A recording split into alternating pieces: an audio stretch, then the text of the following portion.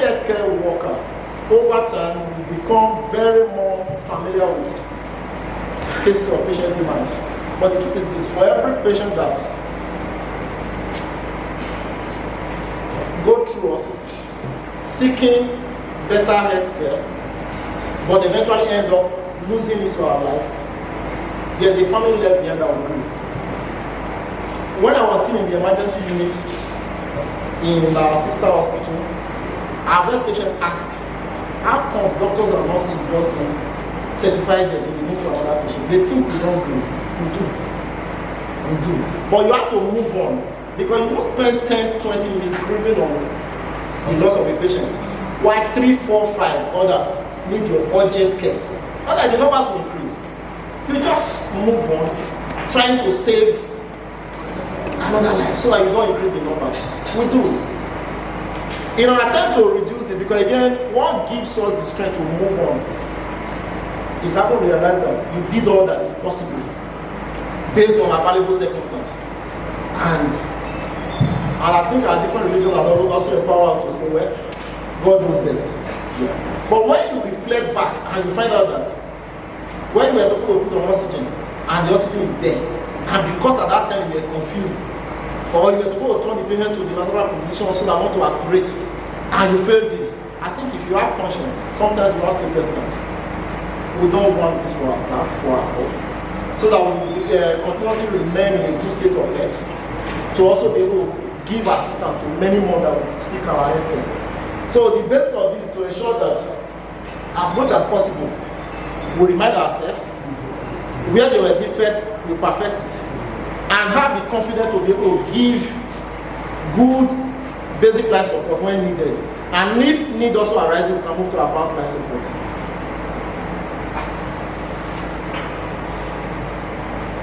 Like I said earlier, this is the first of a series of lectures that will come. So as a way of introduction to this lecture, we must remind ourselves, for life to continue, the body must maintain a normal physiological balance. And for that physiological balance to occur, oxygen supply through the blood to vital organs must continue. Any factor that compromises this gives a problem. Basis. In fact, for a clinician to be, this can be one of the stations. It means that information is also part of the rescue process. I very much believe now for my unit, if I'm here and I ask my health attendant to go and get me a mobile, I'm sure she won't make mistake, because repeatedly. We don't need to get to the emergency situation before we educate those that work with us. As it is, management is doing a lot, but we must understand that manpower is still an issue. So there are series of situations where you may just be left alone.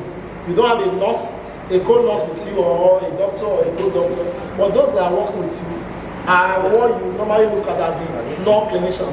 But if they understand what is 𝗕𝗙𝗏 and is in that drawer in the third room, while you are doing what you can, the person can run there and break this into him. The same way, in fact, I was in a meeting with the ACS where we were talking about this, and one of my very senior doctors said, you don't know, say we get. Yes, that was the truth. Because as at that time, it was locked somewhere. This is not just recent, it was about over a year ago. Yeah. I must let you know that we have as much as 7-8 in this hospital. It's quite expensive. I think it was the effort of management, because they don't understand that we are dealing with that. So wherever we have it, I think before going to store or wherever we are keeping it, everybody in our unit should be aware that we have this. This is the name, because the other thing is this. You ask somebody to give you an NG2 the other day. After moving around, what is the person doing for you?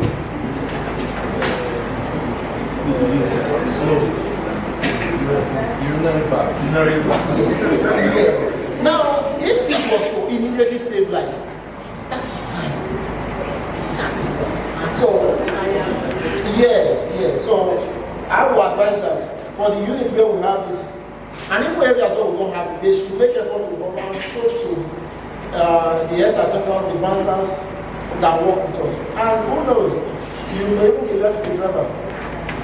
And that's why in our discussion we said the most experienced takes the lead. Now, once the most experienced takes the lead, every other person becomes useful. The reason is this: you give the instruction. You need water. This is where you are going to get it. It doesn't matter whether the person is a stranger. He understands what you are talking about.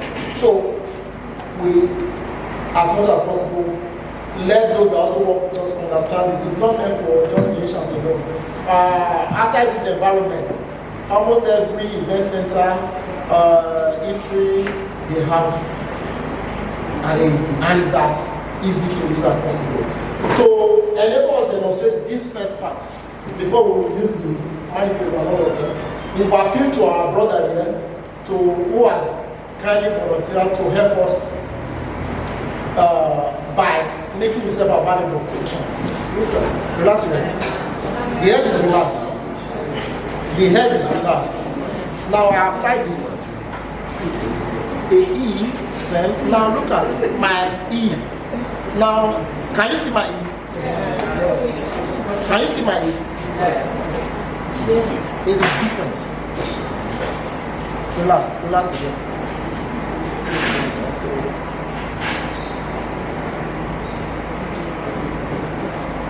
It opens up. As against here, you are pumping. It's going to the stomach. Once you've done that,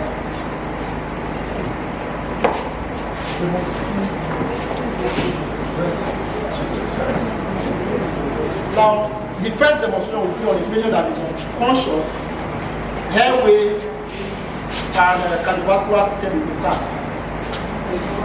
Imagine having or a sudden collapse, either during an event or a marriage ceremony, birthday. Then I'm responding. The first thing I will do is to look around. What's happening? Is there anything? The environment is safe. I will not rush in. Brother, no response. I'm not shaking. This is up to what we do. You know, based on law. It may just be a cervical. Talk to me. Hey, talk to me.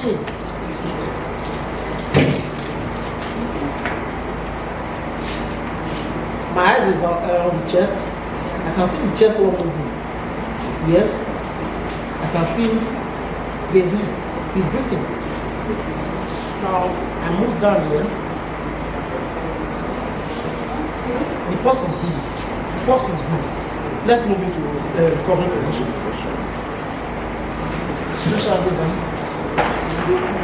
Look at this right hand goes over the chest with the dorsum of the behind. I will come still on the right hand, the right leg. I will turn him over. Then I will now come here to further open the airway.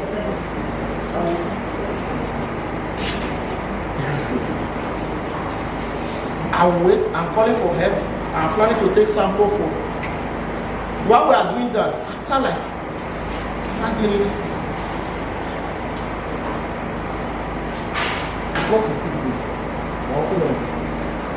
Now, when my sample comes back and tells me, Doc, sugar is 45. Oh, the line is already in place because that sample will be taken while I'm setting a line. We take the patient to the surface. A hard surface. You know, some of our beds, the position may not be comfortable for you. The couch may not be. You take the patient down. At that moment, we are talking about saving life.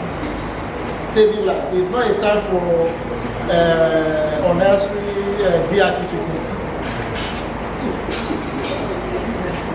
now, My assistant is to give the rescue breath. 1, 2, 3, 4, 5, 6, 7, 8, 29, 30.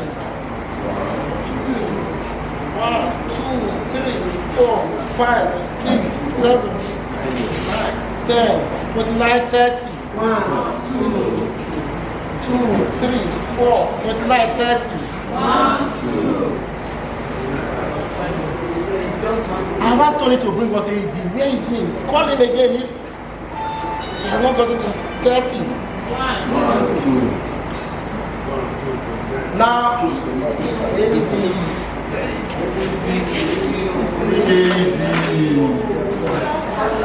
You are going to AED, yes, sir. Okay, please help apply the AED. Now, until the AED is fully applied, you are going to continue your CP. Now, once it's applied, it's put on. So then, in case of emergency, press the green on begin by removing all clothing from the patient's chest. Cut clothing the good thing with automated external carefully at the pictures on the white adhesive band. Peel one pad of the plastic liner. It is self-directed. All you just need to do is to make sure it is put on. Every next step you need to do. And once you are not doing something right, it doesn't go beyond. You keep repeating. For instance, now we are on. Now we are still on CPRO. Maybe one rescuer. 2, 3, 4. 1, 2. The AED has arrived. While my assistant is trying to put the AED in place, I will continue my CPR. As you open the pack, you look at the pad of it. It has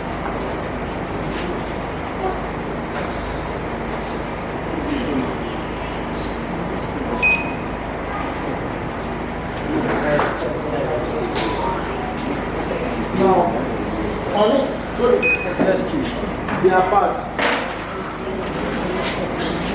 It is even better than the modern day AED. The instructions are even written on it. This one is telling you below the right shoulder. That's why you have it. This is the shoulder, the right. So you are going to hold this. Especially the share should be completely off.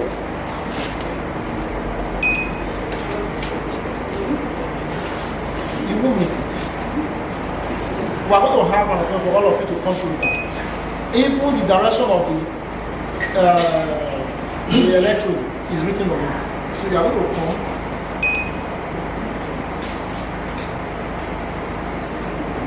The second one tells you below the left knee. Now, put on.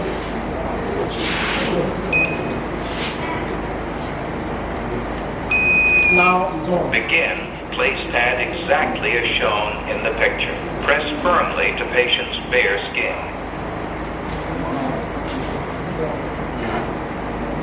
When the first pad is in place, look carefully at the picture on the second pad. Peel the second pad from the yellow plastic liner. Place pad exactly as shown. No one should touch the patient. Analyzing. Listen. No one should touch the patient. Shock not advised.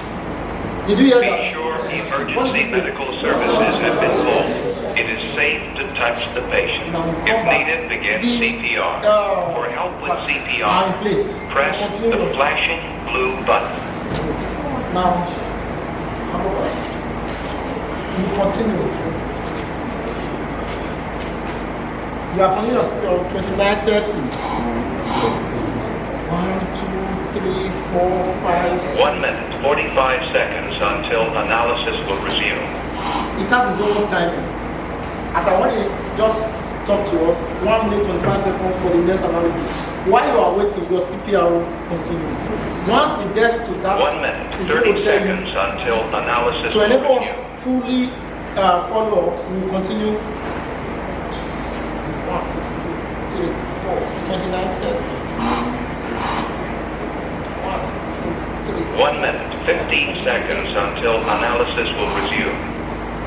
2, 3, 4, 29, 30. While we are doing this, I want to remind us. You know, I gave an illustration of a patient we lost in UBT. Why? 1 minute until analysis will eventually resume. during autopsy, we find out that there was something wrong. Now, as part of what you do during your early stage of CPR, you open the mouth to look at it. 45 seconds until analysis will resume.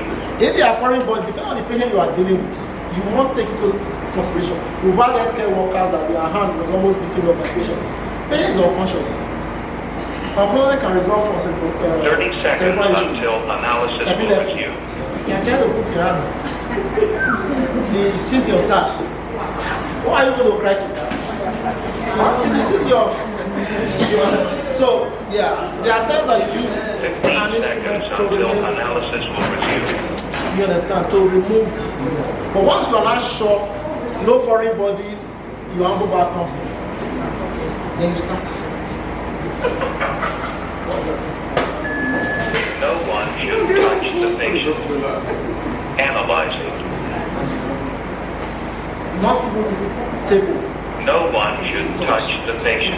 Shock not advised. Shock no advice. It is Why are we safe to getting touch shock the no patient. advice? If needed, begin CPR. For help with CPR, press the flashing blue You button. understand? But it's simulating here. If we were in a serious situation where the patient is found and the AED recognizes something like ventricular 1 fibrillation, minute, 45 seconds until pulseless analysis will tachycardia, resume. ventricular tachycardia. In fact, it's going to tell you sure. Now, the good thing is this. This is the on button. This is the safe button. There is some situations you also press this to help you 30 with seconds until analysis will the resume. chest compression. But look at, I'm not sure, in fact, even in movies or even in cartoon, you see this sign here on the orange button. In fact, when we were small, we said a likeness 15 sign. seconds until That analysis is will resume. electrical shock. For no reason, you should press this when it has not asked you to deliver a shock. If you say deliver a shock, you just 1 minute until Then you put this one here and here. If you stay in the right position, you can get it. That's my position. Hey, it's alright.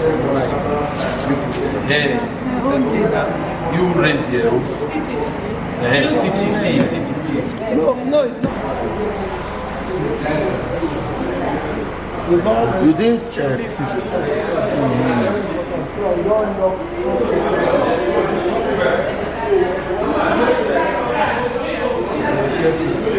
Something like 30. Hello? I just sent it. I'll not record it. You don't know what I'm